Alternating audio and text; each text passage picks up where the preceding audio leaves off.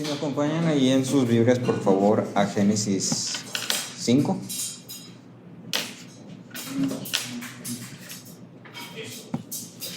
No sé si se hayan dado el tiempo en los mesecitos, semanas de vacaciones y todo eso, de como ir repasando los apuntes o las enseñanzas de Génesis que tuvimos antes de Jonás.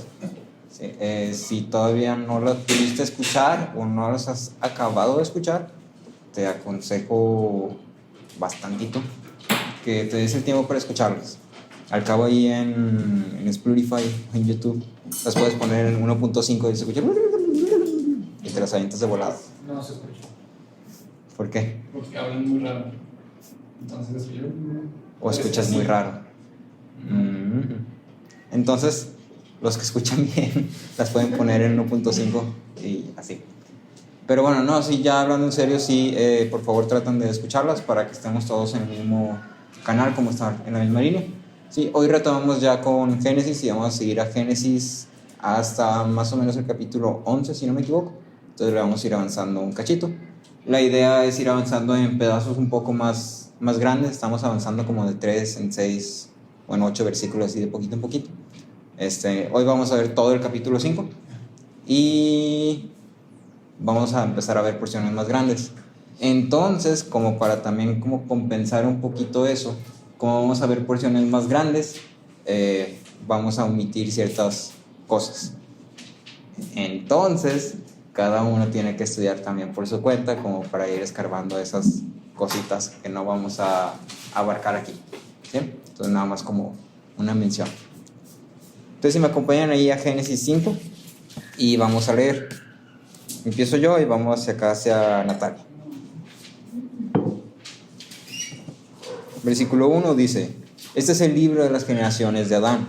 El día que Dios creó al hombre, a semejanza de Dios lo hizo. Varón y hembra los creó, los bendijo y los llamó Adán el día en que fueron creados. Cuando Adán había vivido 130 años, engendró un hijo a su semejanza, conforme a su imagen, y le puso por nombre Seth. Y fueron los días de Adán después que engendró a Seth, 800 años, y engendró hijas e hijos. El total de los días de Adán que Adán vivió fue de 930 años y murió. Vivió Seth 105 años y engendró a Enos. Y vivió 807 años después de haber engendrado a Enos y tuvo otros hijos e hijas.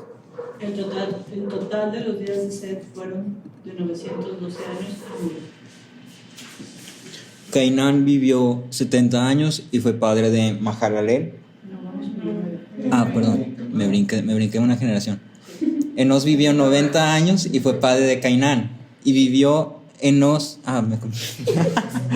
me emocioné. Y vivió Enos 815 años después de haber engendrado a Cainán y tuvo otros hijos e hijas. El total de los días de Enos fue de 905 años y murió. Perdón, yo estoy contando. Andamos mal hoy.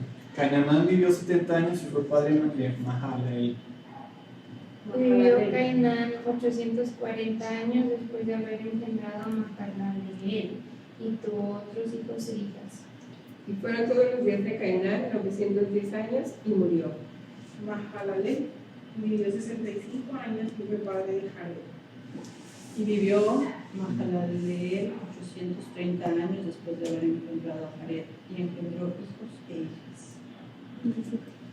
El total de los días de Mahalaleel fue de 895 años y murió. Jared vivió 162 años y fue padre de Enoc. Y vivió Jared 800 años después de haber engendrado a Enoc y tuvo otros hijos e hijas. El total de los días de Jared fue de 962 años y murió. Enoc vivió 65 años y fue padre de Matusalén. Y caminó Enoc con Dios después que engendró a Matusalén 300 años y engendró hijos e hijas. El total de los días de Enoc fue de 365 años. Y Enoc anduvo con Dios y desapareció porque Dios lo llevó.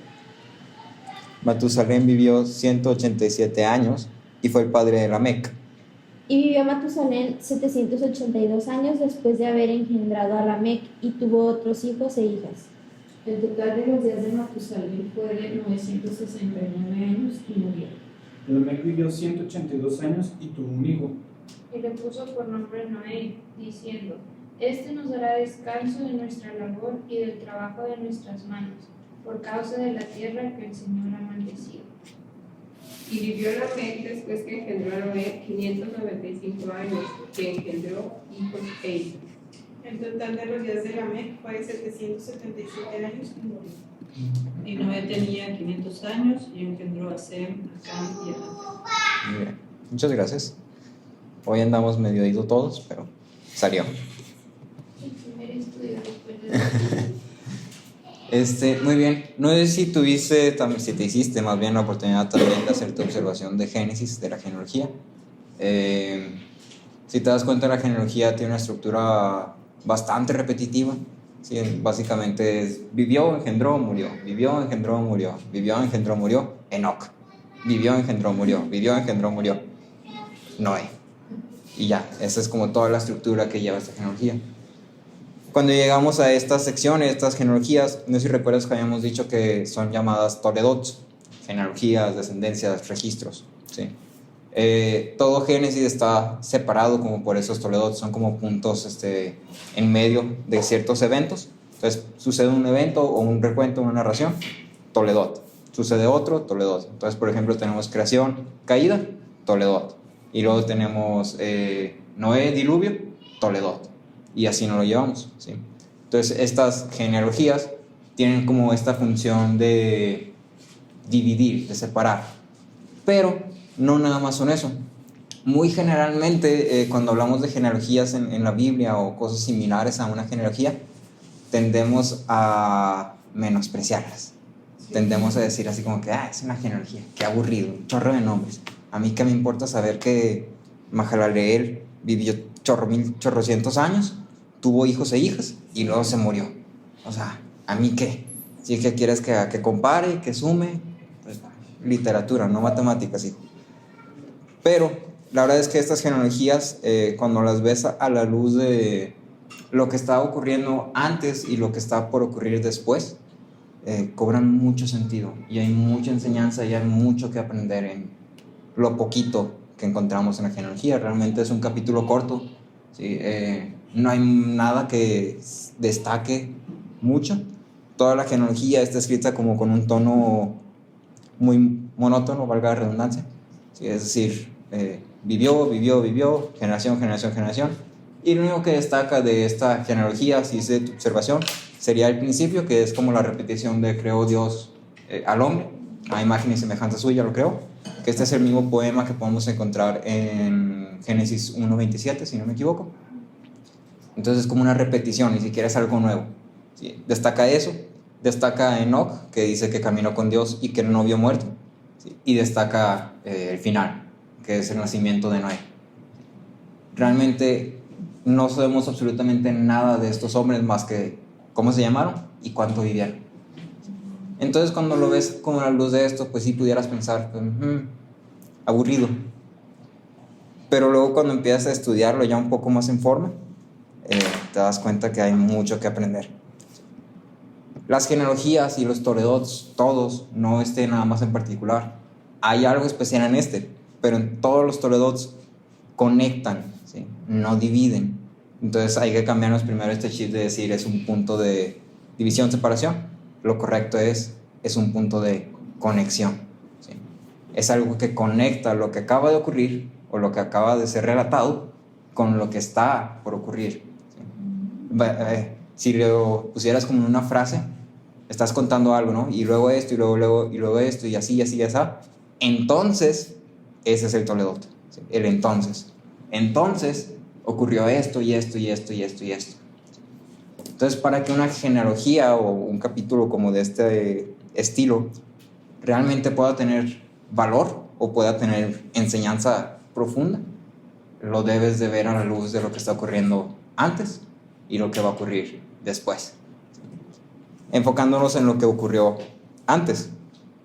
En el capítulo 1 de Génesis vimos la creación perfecta de Dios.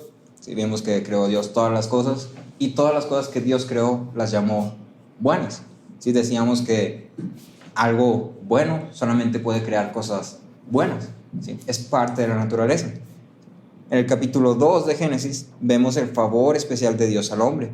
Decíamos que el hombre es el pináculo de la creación. El hombre es el clímax, es la cima de la creación. De todas las cosas creadas, el hombre era mayor en dignidad.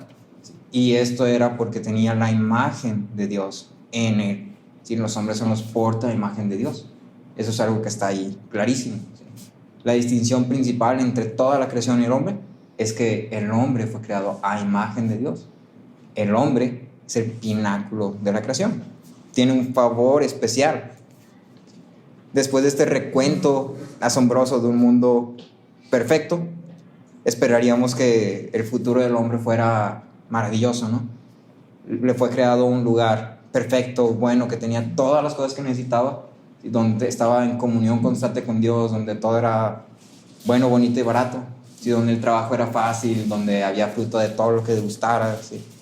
Donde tenía animalitos, lo que tú quieras. El hombre ahora sí que estaba viviendo en un paraíso. Y lo que esperaríamos es, pues si estás en algo así, ¿qué más quieres?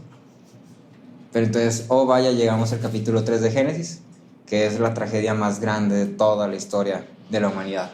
¿Sí? El hombre pecó. Y lo que una vez tenía y era bueno y perfecto y lo único que necesitaba, ahora es totalmente arruinado. En el capítulo 4 de Génesis, vemos el desarrollo de la humanidad totalmente apartada de Dios. Si recuerdas el capítulo 4, si voy muy rápido dime, porque veo que están escribiendo acá. El capítulo 4 de Génesis, si recuerdas, veíamos un poco de la descendencia de Caín. ¿Sí? Caín fue quien mató a Abel. Entonces se empieza a hacer como una división, ¿no? Tienes de un lado Caín, que es como la maldad del hombre así suelta, ¿sí? No hay nada que la esté controlando, es el hombre malo en todo su esplendor. Y culmina o explota en Lamec, del lado de Caín, que Lamec dice: herí a un hombre joven, nada más por verme feo, lo herí y lo maté, voy a vengar a los que me hagan daño 70 veces 7, yo soy malvado y orgulloso y soy poderoso y tengo dominio sobre todos los demás, yo soy mejor que todos. Vemos esta soberbia de Lamec, vemos esta maldad ahora sí que creció a un grado exponencial tan rápidamente y tan grandemente, y lo vemos ahí en Lamec, claro. Y luego por el otro lado tenemos en Génesis 5 la línea de Set, ¿sí? Que fue en lugar de Abel. Entonces a través de Set vemos esta descendencia del pueblo de Dios, o del lado bueno, ¿sí? Entonces tenemos a Caín, el lado mal, y tenemos a Set y su descendencia, el lado bueno. Entonces el capítulo 5 nos muestra el pecado, el hombre en esta vida con pecado, pero también nos muestra la esperanza en la que ahora vive el hombre. Entonces vamos a hablar un poquito de la vida después de la caída. La esperanza en la que ahora vive el hombre. En el inicio, Dios crea al hombre a imagen y semejanza suya. Adán fue creado a la imagen de Dios, pero cuando el pecado entra a la creación, esta imagen es distorsionada. ¿Sí? Hablamos del pecado y constantemente conectamos esa idea de pecado, corrupción, pecado, corrupción, pecado, corrupción. Y cuando hablamos de algo corrupto, quiere decir que es algo que naturalmente era de una forma, pero por cualquier otra cosa que como que lo infectó, y ahora a lo mejor no es que haya perdido lo que era, sino que ahora es lo que era y otra cosa no deseada. Entonces Dios creó al hombre a imagen suya, pero ahora el pecado había corrompido esa imagen de Dios en el hombre. El hombre ya no era puro, si lo quieres decir así, estaba corrompido por el pecado. La declaración de independencia que Adán y Eva habían hecho cuando comieron del fruto, no sé si recuerdas que habíamos visto esta idea, ¿no? De que Adán y Eva comen del fruto, y al comer del fruto no es tanto que estén yendo en contra de los mandamientos de Dios, sino que están queriendo ponerse en el lugar de Dios. Están diciendo: yo soy soberano sobre mi propia vida, yo soy soberano sobre mis decisiones, yo no necesito a un Dios soberano, yo soy soberano. Esa es la declaración de independencia de Adán y Eva. Y entonces comen del fruto y ahora eso que hicieron, ese pecado que cometieron, cobra sus consecuencias. Todo aspecto de la creación es completamente corrompido por esa acción. Set, el siguiente en la línea de Adán, es engendrado a semejanza de Adán. Es decir, ahora la imagen del hombre que ya está manchada por el pecado, ya no es lo que era originalmente. Si te vas ahí al principio de la genealogía, dice en el versículo 3, cuando Adán vivió 130 años, engendró a un hijo a su semejanza. Entonces conecta sus puntos. Dios es bueno, por ende todo lo que Él crea es bueno. El hombre es corrupto, por ende todo lo que procede del hombre es corrupto. La corrupción del pecado llega hasta el punto donde incluso los hijos ahora también están corrompidos por el pecado. Entonces si alguien te pregunta por qué estamos nosotros en pecado, pues simplemente porque somos descendientes de pecadores. La respuesta más fácil que puedes dar es: somos descendientes de pecadores. El primer hombre pecó y ahora nosotros también somos partícipes de ese pecado. Arthur Pink decía: por el pecado de Adán se perdió la imagen de Dios y se corrompió su naturaleza. Y un padre caído no pudo hacer más que engendrar a un hijo caído. Entonces, toda esta lista de nombres y de edades comienza con esta repetición del poema que se encuentra en Génesis 1:27. A imagen de Dios los creó. Y esto es con una intención muy clara, es de conectar todo el relato directamente con el propósito de Dios para la creación, con la descendencia de Set. Caín ya establecimos y ya vimos en el capítulo 4 de Génesis que Caín es como la línea malvada, maligna, pecaminosa totalmente apartada e independiente de Dios, según ellos. Y entonces cuando empieza con este poema, lo que está haciendo es conectar. Cuando Dios creó al hombre, lo creó con esta intención, con este propósito. Y entonces esta es la descendencia de Adán. Esta línea tiene el propósito original, que es fructificar, multiplicados, gobernar la tierra.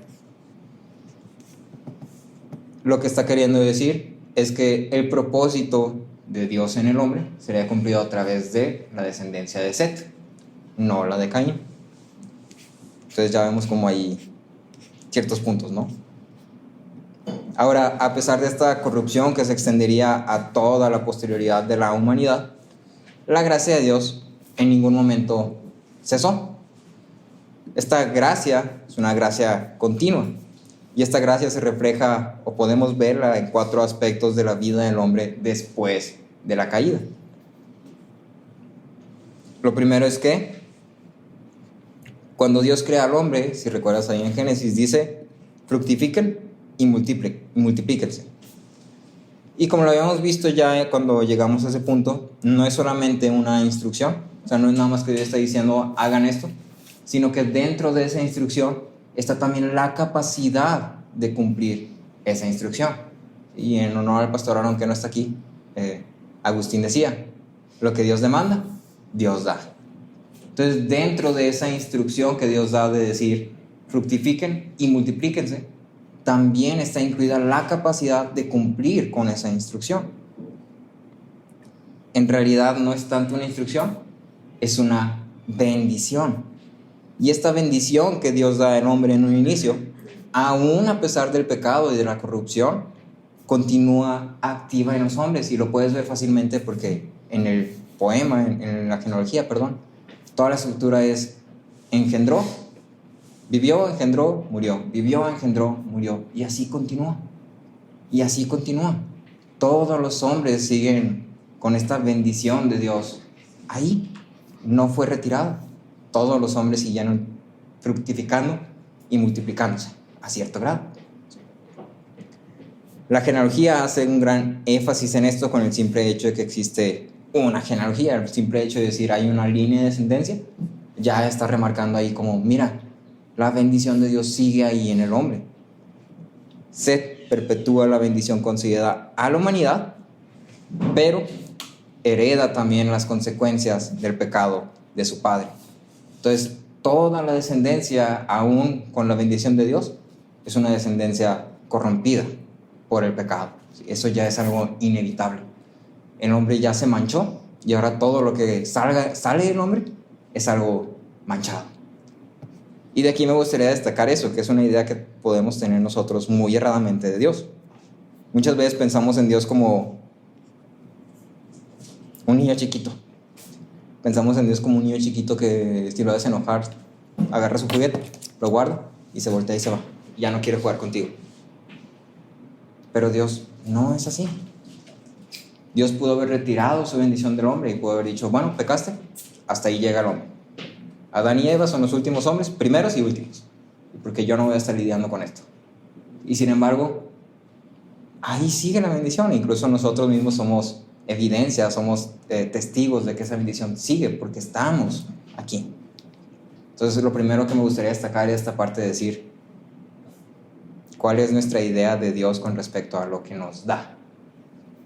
Dios dio al hombre una instrucción y una bendición, y ahí sigue, a pesar del pecado. La gracia también se ve manifestada en un segundo punto. Son 4 puntos. El segundo es que los hombres siguen siendo portadores de la imagen de Dios. Es una imagen distorsionada, pero una imagen de Dios pese a todo.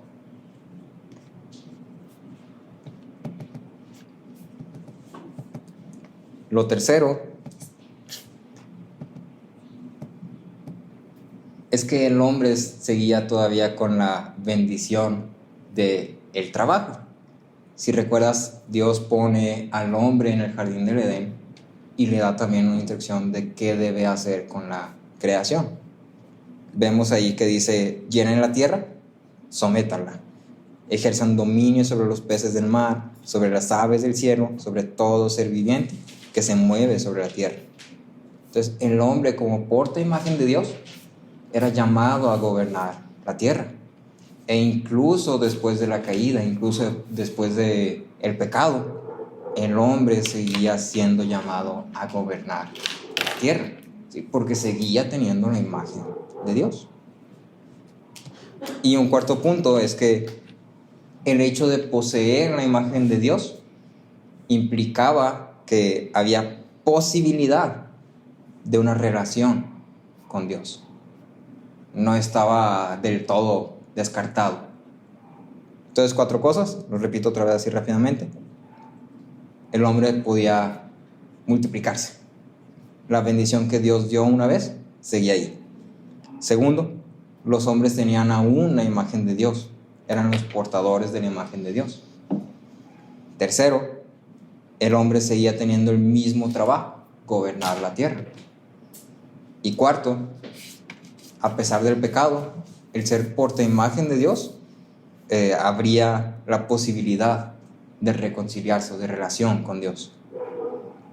Calvino decía, era algo grande que el lugar principal entre las criaturas fuera dado al hombre, pero es una nobleza mucho más exaltada llevar parecido a su creador como un hijo hace a un padre.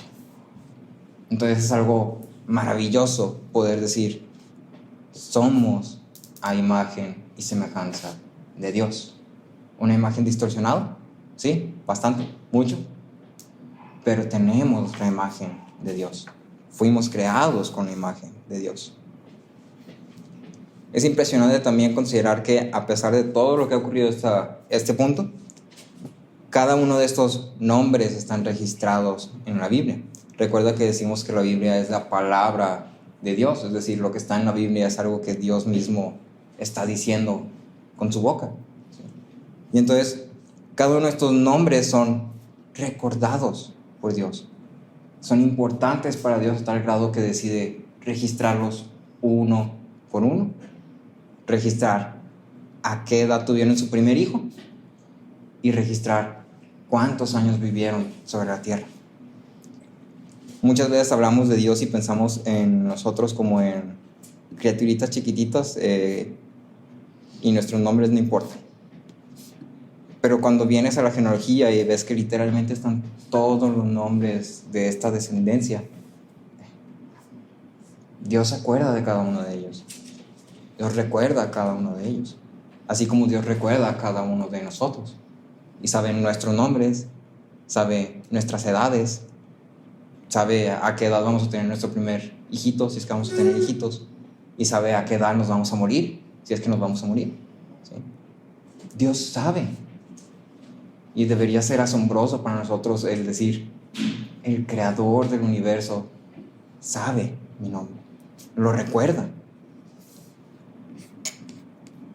Ahora, a pesar de la gracia que estaba ahí todavía activa, las consecuencias que provocó el pecado de Adán y de Eva son totalmente innegables. El patrón constante de esta genealogía lo demuestra con la cláusula final de cada parrafito, de cada descendencia, de cada generación. Entonces, termina siempre en y murió. Entonces, fulanito, tantos años, tuvo su primer hijito, vivió tantos años más, tuvo hijos e hijas, murió. Y es, hasta parece como bien raro, parece como algo bien seco, porque está nada más ahí como y murió, y murió, y murió, y murió. Como diciendo, y ya, hasta ahí llegó, fue todo. No detalla, no describe más de sus vidas, no dice hizo esto, logró aquello, no dice y adoró a él y su familia, y vivió y enseñó y educó, no, nada más. Vivió, engendró y murió. Entonces, vivió tantos años, pero finalmente el destino final de todos los hombres fue el mismo, y murió. Y la muerte, como lo veíamos en Génesis 2, es una consecuencia directa del pecado. Entonces, esta pequeña cláusula nos está demostrando que todos los hombres vivieran cuantos años vivieran, y aún cumpliendo su debido trabajo en la creación, finalmente mueren. Finalmente todos están corrompidos por el pecado. Finalmente el pecado tiene una consecuencia, tiene un efecto sobre toda la creación. Por eso es que todos los hombres mueren. La muerte y su repetición al final de la vida de todo hombre no es un mero punto final en la vida de estos hombres. Es un constante recordatorio de las consecuencias del pecado. El hecho de que cada uno de estos hombres en su generación respectiva al final muere es un constante recordatorio de decir, existe el pecado. Y el pecado trae consecuencias. Y el pecado permeó la creación. Y por eso es que los hombres mueren. Calvino comentaba, esta cláusula que registra la muerte de cada patriarca no es de ninguna manera superflua. Nos advierte que la muerte no fue denunciada en vano contra los hombres y que ahora estamos expuestos a la maldición a la que el hombre fue condenado, a menos que obtengamos la liberación de otro lugar. Entonces, la consecuencia del pecado es muerte. En Génesis 2:17, Dios declaró, del árbol del conocimiento del bien y el mal no comerás, porque el día que de él comas, ciertamente morirás. Hubo una declaración, hubo una advertencia, se dijo claramente, si comes de este árbol, la consecuencia es muerte. Y luego cuando llegamos a Génesis 3, un poquito más adelante, estas palabras son contradecidas por la serpiente. Cuando dice, la serpiente dijo a la mujer, hablando del árbol del conocimiento del bien y el mal, si comes, ciertamente no morirá. ¿Quién dice verdad? ¿Quién dice mentira? Dios dijo algo y es su creación. ¿Quién tiene derecho y autoridad sobre la creación? Dios, no la serpiente. Dios. Y entonces cuando Dios dice, si comen de este árbol van a morir, ¿qué crees que va a pasar cuando coman del árbol? Van a morir, ¿sí?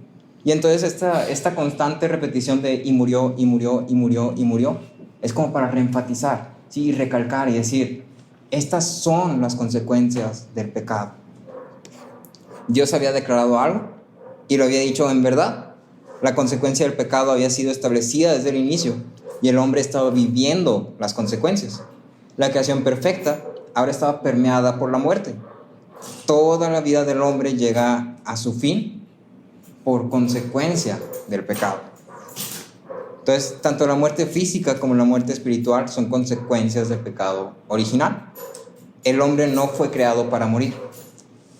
La muerte es una aberración en el diseño original del hombre. Si alguna vez llegas a dudar de si existe el pecado, si alguna vez llegas como a preguntarte ese tipo de cosas, si alguna vez llegas así como a decir, y bueno, ¿cómo sé que el pecado realmente está? ¿Cómo sé que no es un concepto que alguien inventó? Lo más fácil que puedes hacer es simplemente voltear a ver lo que te está rodeando. Todos los hombres mueren. La muerte se ha convertido en algo común para nosotros. Está en cada esquina, en cada lugar que volteemos, en redes sociales, en nuestra familia, en nuestros amigos. La muerte es algo que está ahí presente y que nos afecta de una forma tremenda. Y entonces no puedes decir, no, el pecado no existe. La muerte está ahí, pero el pecado no existe.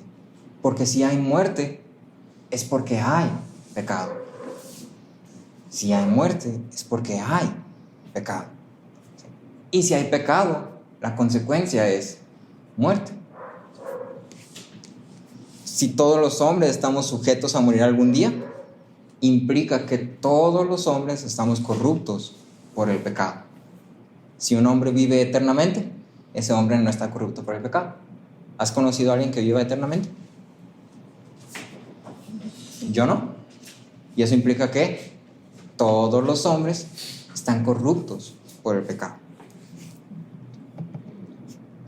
Existe también un contraste muy interesante entre las dos líneas de descendencia. Conforme vas avanzando en la genealogía, y si la equiparas un poquito o la comparas con la genealogía del capítulo 4, que es la genealogía de Caín, o la descendencia de Caín, hay un contraste que está muy marcado. Inicialmente las dos líneas son distintas en su relación con Dios. Habíamos dicho que una era la descendencia malvada, ¿sí? Caín y su descendencia malvada. ¿Sí? Pecado, pecado, pecado, me glorío en el pecado, violencia, violencia, violencia, poder. ¿Sí? Y luego tenemos la descendencia de Set, que realmente en la descendencia de Set no hay mucha mención de nada. ¿Sí? Mientras que la línea de Caín estaba totalmente consumida en sus logros, su maldad, la línea de Set no destaca nada de sí misma, salvo su cumplimiento de la instrucción dada al hombre en un inicio. Fructifiquen, multiplíquense. Vivió, engendró, murió. Una línea vive y se gloría en el pecado, y la otra línea es la línea de la bendición de Dios. Hay un contraste enorme en la mentalidad de cada una de estas dos líneas. Cada una de ellas vive con un propósito totalmente distinto, con un enfoque, con un objetivo totalmente distinto. En todo el capítulo 5, la línea de Caín no es mencionada en absoluto. De hecho, Caín no se menciona para nada. Si tú lees el capítulo 5, tú solo sabes que hay un Set, que tuvo varios hijos, que hubo varias generaciones, y que al final cierra con Noé, o concluye con Noé. ¿Sí? Y entonces sabes que sigue la historia de Noé. Derek Kidner decía, en la historia de la salvación, la familia de Caín es irrelevante. La descendencia de Set, la línea de Set, es la línea de la salvación. Entonces la línea de Set es como una conexión, un avance, como un fast forward en la historia de la salvación.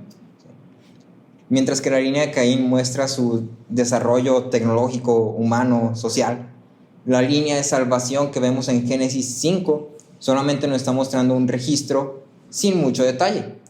Lo único que importaba en estos hombres finalmente era que estaban en la línea de salvación. Eso es lo único que importaba destacar. ¿Y cómo vas a destacar eso? Poniéndolos, escribiendo los nombres de cada uno de estos hombres en la línea de salvación. ¿Qué crees tú que no está queriendo decir con todo esto? Del lado de Caín, aún con todo lo que lograron, al final, ¿qué importó? Los logros que los hombres puedan obtener, sean autocentrados o no, son irrelevantes a la luz de la necesidad definitiva del hombre. La cultura de hoy es ajetreo constante, trabajo, trabajo, trabajo, no tengo tiempo, estoy ocupado, tengo que hacer esto, tengo que lograr esto, tengo que obtener esto, ¿sí? Proyecto, ¿sí? nazco, soy chiquito, disfruto mi infancia, ya se me acabó la infancia, tengo que estudiar, universidad, ay, me voy a casar, ay, necesito un trabajo, uy, necesito otro trabajo, no me alcanza dinero. Esa es la vida en la que vivimos hoy en día. Ajetreo constante. Si no hay pausa, no paramos. Cuando llegamos a Génesis 5 nos encontramos con esta realidad.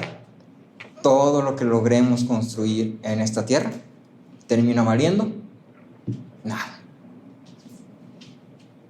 Caín, si recuerdas en Génesis 4 hablamos un poquito de cómo Caín literalmente fue quien desarrolló todas las artes, no recuerdo cómo se llamaban, todas las artes humanas. O sea, estamos hablando de sí, de música, de construcción, de herrería, gracias, de medicina, o sea, todas las cosas como iniciales, fueron desarrolladas o fueron avanzadas por Caín y su descendencia. Pero luego cuando llegas a la línea de salvación, ¿qué hicieron ellos? Fueron salvos. ¿Qué prefieres? ¿Sí? ¿Desarrollar la herrería o ser salvo? Eso es lo que estamos viendo.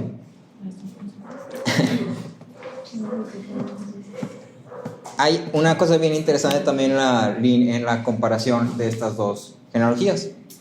El sexto de cada uno, en este caso sería Lamec y Enoc, es el único al que en cada una de estas dos genealogías como que se le da un énfasis especial. ¿Sí? En Génesis 4, Lamec es como el personaje principal, o el personaje central de esa narrativa, y veíamos que Lamec era malvado a todo lo que da. ¿Sí? Se casó con 2 mujeres, ¿sí? Era violento, se gloriaba en su maldad, era soberbio. ¿Sí? Ese era Lamec.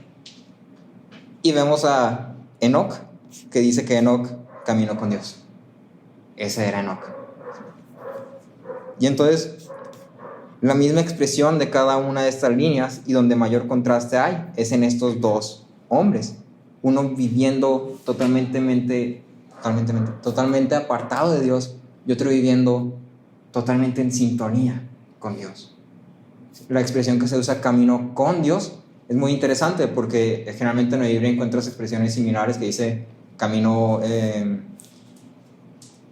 La traducción está un poco extraña porque en español se traduciría igual, pero hay una que está diciendo camino con, o sea, literalmente como si fueran al mismo ritmo, en el mismo, o sea, Dios aquí, yo aquí, y hay otra que caminó siguiendo a Dios.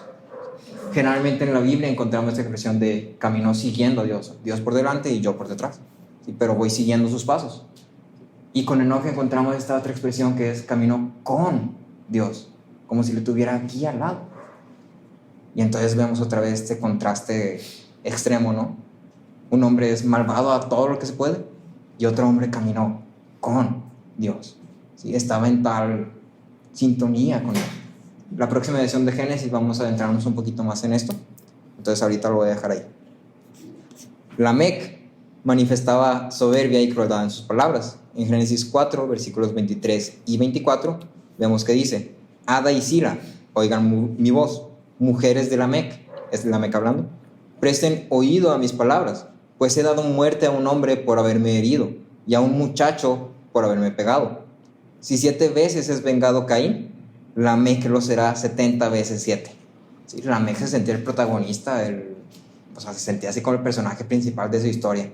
¿Sí? Yo soy el malvado y yo soy No, en este mundo yo soy el primero. Y todos los demás son parte de mi narrativa. ¿Sí? Personajes secundarios. Y en contraste con esto, Enoc ni siquiera se hablaba del mismo. En Judas, versículos 14 y 15, te lo leo, dice: y acerca de estos también Enoc, en la 7ª generación de Adán, profetizó diciendo: he aquí, el Señor vino con muchos miles de sus santos para ejecutar juicio sobre todos y para condenar a todos los impíos de todas sus obras impías que han hecho de una manera impía, y de todas las cosas duras que los pecadores impíos han hablado contra él. Uno se gloriaba en sí mismo y otro predicaba a Dios. Eso era lo que hacía, predicaba el juicio. Entonces uno maldecía con su boca, el otro pronunciaba palabras de juicio y advertía acerca de la maldad. Son 2 posturas totalmente distintas en cada una de estas líneas. ¿A qué nos lleva todo esto que estábamos hablando de las genealogías, no? Sí es muy interesante, sí es como mucho de aprender, sí te pones como a pensar muchas cosas, pero sí hay algo específico que puedes aprender de esto, que puedes empezar a practicar hoy. Y es de nuestra condición presente.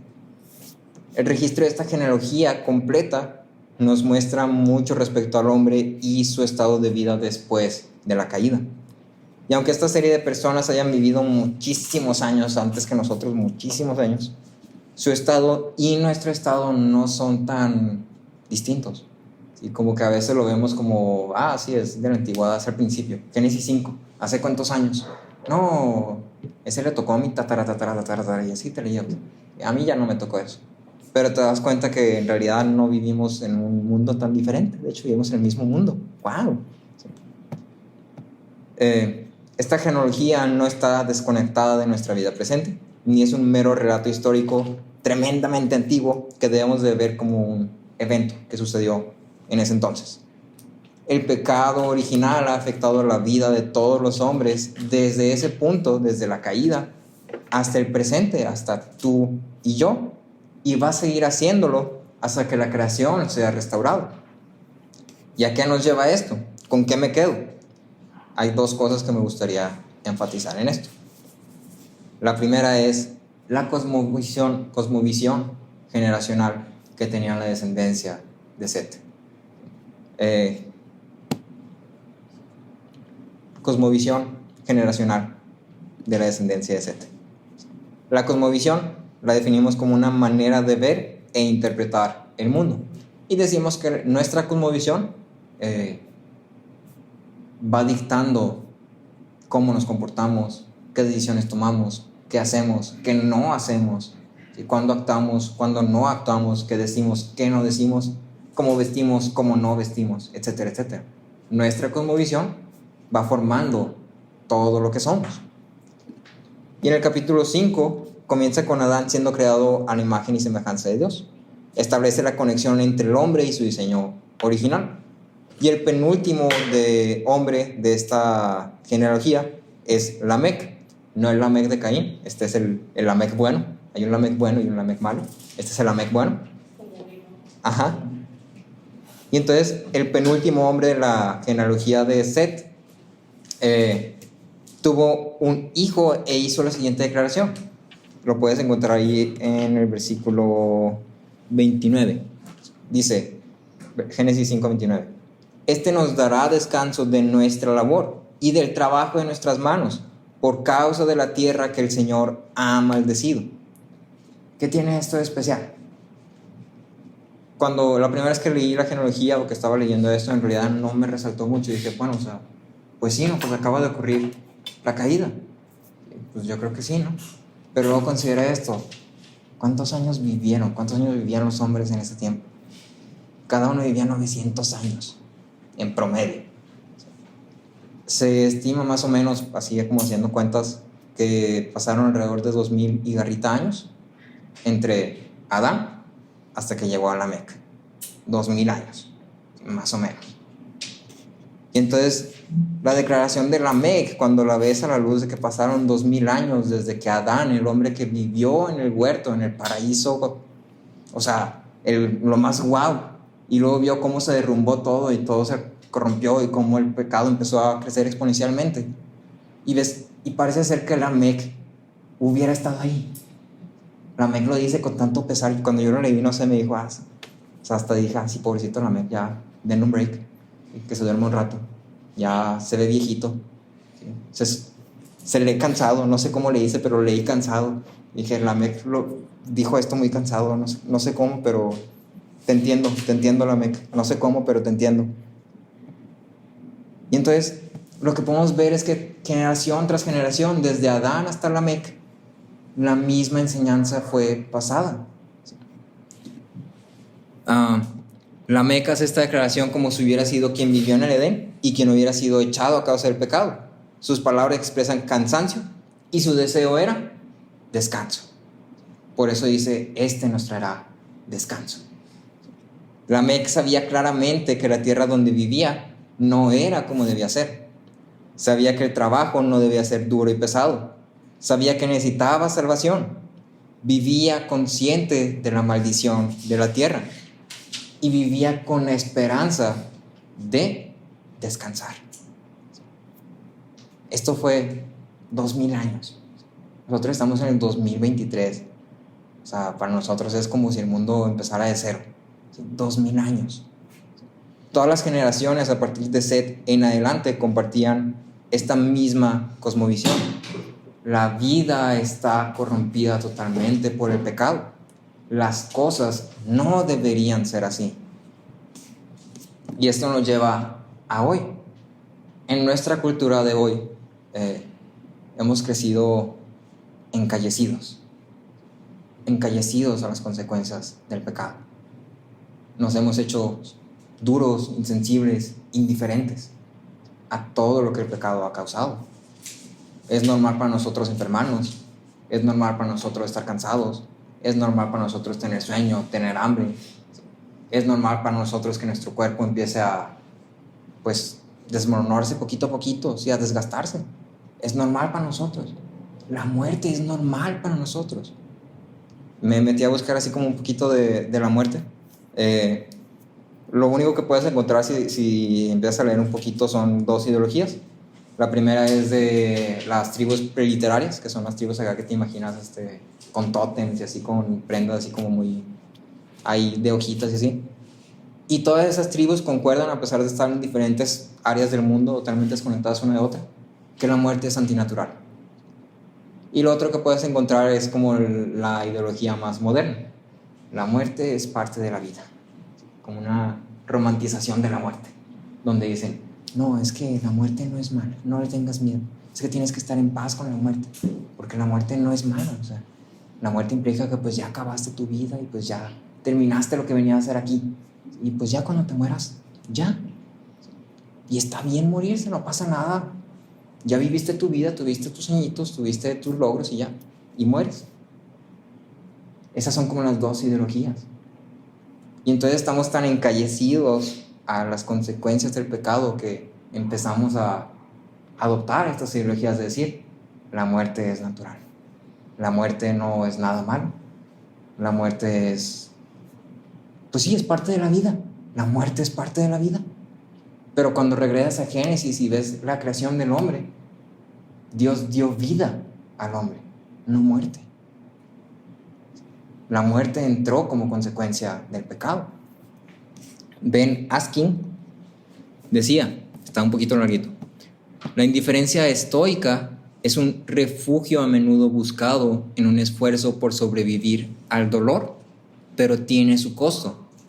Comamos y bebamos para que mañana muramos, un dicho. Nos volvemos insensibles y fríos con el mundo que nos rodea, nunca verdaderamente viviendo o amando como lo hicimos una vez. El riesgo de dolor es demasiado grande y nuestro corazón se vuelve espeso y calloso. Estamos vivos, pero en un mero sentido del libro de biología del término.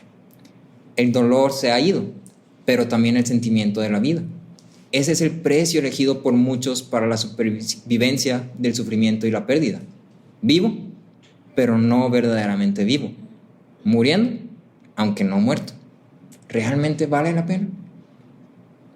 Entonces, nos hemos hecho tan indiferentes a lo que el pecado ha causado en toda la creación, que ya no tenemos este mismo peso que la Meca expresa aquí en sus palabras, de decir, nos dará descanso. Y cuando analizas un poquito esto que dice la Meca, es como un resumen muy, muy condensado de todo lo que el pecado ha causado. Lo primero es que dicen, nos dará descanso, o sea que estaba cansado, ¿sí? Ya había pasado mucho tiempo. Y lo dicen, nos dará descanso en nuestra labor y el trabajo de nuestras manos, por causa de la tierra que el Señor ha maldecido. El cansancio y el trabajo que estaba causándoles cansancio es producto de una maldición. ¿Y la maldición de dónde viene? Dios la dio. Cuando dijo en Génesis 1:27, si comen de este árbol, ciertamente morirán. Entonces, en estas palabras de Lamec puedes darte cuenta que su teología, su conocimiento, era conocimiento como si fuera Adán, como si literalmente Dios hubiera dicho esas palabras a Lamec, como lo hizo con Adán.